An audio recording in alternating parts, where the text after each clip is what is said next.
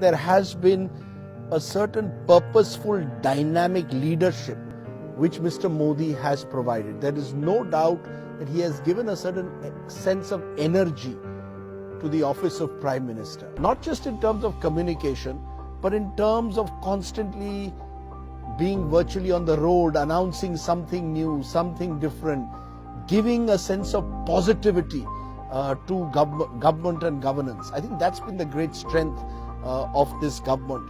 And I think there has been a conscious attempt to move from outlays to outcomes.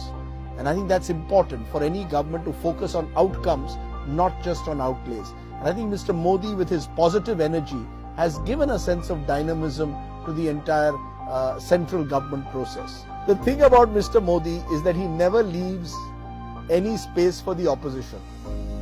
He will take on corruption through demonetization, take on black money. He will say, I'm pro-poor, soil card scheme, Ujjwala scheme.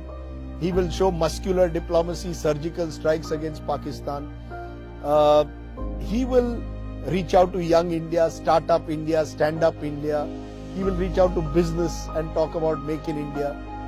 If I'm an opponent of Mr. Modi, where do I hit him if on every issue he's appropriating the credit to himself or taking over that space? Where, having realized that there was this image being cast of him as Soot Boot Ki Sarkar, Mr. Modi consciously looked for pro-poor schemes.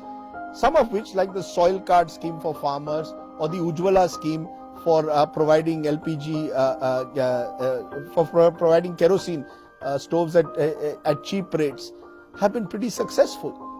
These are, or at least have given the impression to a large number of people that here is a Prime Minister who's also thinking about the poor.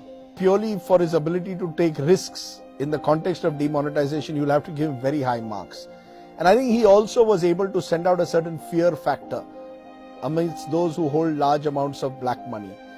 And I think for that, you have to give him strong, good marks.